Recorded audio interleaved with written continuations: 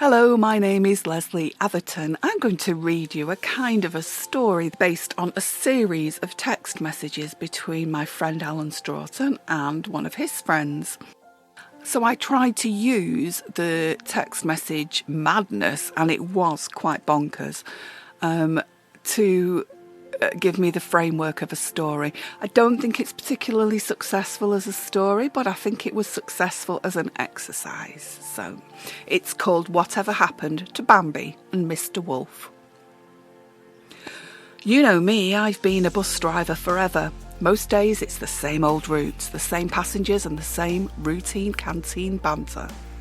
I think it was about the 18th of November 2001 when someone flicked the back of my head and I almost choked on my baked beans. What the hell are you doing? I turned quickly and immediately forgot my sharp but fleeting head pain as I realised it was Mick who stood behind me. He was usually a big and cheerful guy, but somehow today he didn't look quite right. What's up with you then, Mick? He pulled out the shabby chair and sat opposite, then shook his head, and his fingers smoothed over his naked scalp and onto his chin. "Can't you find your Wonder Woman costume?" I asked. Before speaking, Mick pinched a chip, dipped it in my beans and ate it. Bean juice dribbled onto his chin, and I couldn't take my eyes off the seeping, spreading orange stain. "You off to Carlisle today, Al?" he asked. "Yep, as usual." He took another chip. "I'm just saying, be careful on Allaby Road. Bambi's lying dead in the road." "No way, really? But it's built up. What the hell's a deer doing there?" Mick shrugged. "Gotta go, mate. See you later." I'd almost forgotten about the dead deer until I reached the junction for Allaby Road. The deer wasn't there, but masses of school kids were. As soon as I finished my shift, I texted Mick. No sign of Bambi. Maybe Thumper came and took him away to the woodcutter to cut him up and gut him, then into the oven he went. I can just see it now. "Nut job. It was the council," was Mick's response. I imagined him scratching his head in confusion. I wondered if he'd perhaps be sitting at home on the sofa in full Wonder Woman regalia. Anyone who knows me will be able to predict what will happen next. Another text, of course. I'm nothing if not a storyteller. My next text read, "Round the table are Snow White and the Seven Dwarfs, Mother Goose, the old lady who lived in a shoe, and all of her kids. There are too many to name in person. Pinocchio and Old Mother Hubbard. The Hubbard woman was supposed to bring the veg, but as usual she claimed that her cupboard was bare. They all sat down to dinner and ate happily ever after. The end is coming soon to a phone near you." "I hope you weren't this drunk on shift," Mick texted. I think perhaps he'd had enough for that night. I slept well, but couldn't help thinking of the poor dead deer and thinking of ways to torture poor fed-up Mick. The next morning, Mick walked into the locker room just as I was walking out. I'd already prepared my text and sent it as soon as I turned the corner. I heard his phone ping and I sniggered. "Bambi, the return," I texted, featuring Mr. Wolf as Bambi. After just a few minutes lying next to the Allaby Road, the unfortunate deer was physically disappeared and spiritually transported into the body of Mr. Wolf. And Mr. Wolf is determined to get his own back. So he invites all his playmates to a dinner party in the Sweetie house hidden deep within the woods. Mick's response arrived quickly. "For God's sake, Al, what are you talking about? His own back on who?" "Just ad-libbing, ride with it, WW. I know where this is going. "No," I wrote, "you are thinking that Mr. Wolf, aka Bambi, is going to huff and puff and blow the house down, but you're so wrong." "Thought I would be, so tell me, you nut job." My tea was getting cold, and my breakfast bacon was congealing in a sticky, fatty furrow on the scratched white plate.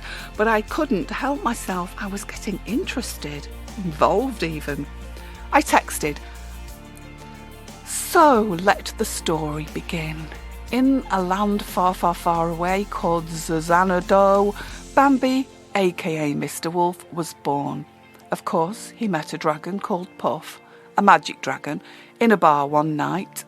It was an unusual bar, as Peter Pan was the barman, the old woman from the shoe was getting jazzy on the piano, and Minnie Mouse was pole dancing while Mickey waited tables. Mr. Wolf suggested to Puff that they travel over the sea to the forest sweetie house, because Puff could fly, of course, and it would be quicker than hitching a lift with the owl and pussycat in their mainly unreliable pea-green boat.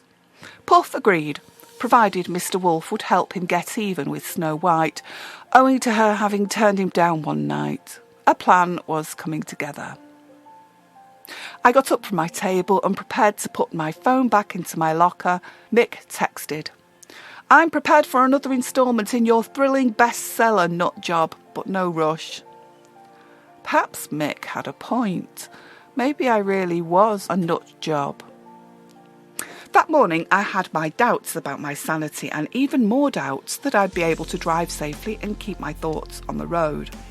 In the end, all was well, though I did encounter quite a few passengers who got me thinking, especially the little man with the pointed face and dark red spiky hair, you know, the one who always gets off at the town hall. He's very fox-like. I decided to make a change immediately. After all, I had author's privilege. I could write my story in whatever way I wanted. And what I wanted was to change Mr. Wolf into Mr. Fox. As soon as I got home that evening, I settled on the sofa and texted Mick. So Mr. Fox got on Puff's back and they soared into the night sky, landing 5 minutes later. Well, it is fantasy. They landed with a bump in the forest, went to the sweetie house and started writing invitations to entice fairy tale characters to their dinner date. Who the hell is Mr. Fox and where is Mr. Wolf? Stop sending me this stuff, he replied. I did stop, but only for a few days. It was Sunday evening and I was chilling in the garden with a large Gordon's and tonic and a pack of cheesy XL crisps. Perfection. No, it wasn't quite perfection. That would only be achieved through another text, to Mick, of course. As it was summertime, there were lots of little bunnies about, so while Puff and Mr. Fox sat in the sweetie house, they decided on a little target practice to see who could shoot the most bunnies while they wait for their vengeful dinner. I took a sip of my drink and sighed. Immediately, I received a text. Thought this had stopped. Good old Mick. I knew he couldn't resist the pull of a good or even bad story. It took me 15 minutes to decide how to continue, and during that period Mick texted 3 times. He was hooked. The table is set and the guests begin to arrive. The first is Snow White, who brought red wine. She was followed by the little blokes, the dwarves, who each brought a lump of coal. They were welcomed, and their coal was thrown on the fire. We had almost finished Snow's wine when Mother Goose arrived with a dozen eggs. It was just as well that she did, because hot on her heels were the old shoe woman and all her kids. At least they got a decent meal. What does this have to do with revenge and Bambi and anything else? Mick texted. Patience is a virtue, I replied, then ignored him for another 3 hours. When I knew he'd be uncomfortable with the impatience, I texted the final lines. Pinocchio waltzed in next. He brought nothing as usual. Last to arrive was old Mother Hubbard, who had pinched some potatoes from a vegetable patch on the way, so they all decided to make some chips, and the night unfolded. More to continue. I never did complete my little story, and I never did discover what had happened to Bambi, the dead deer on the Allaby Road. Mick stopped speaking to me shortly afterwards.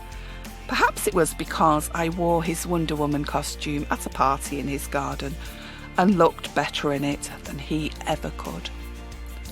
Sometimes I despair of myself, but mostly I just grin. I'm bloody hilarious, and I love it. And that story was dedicated to Alan Stroughton.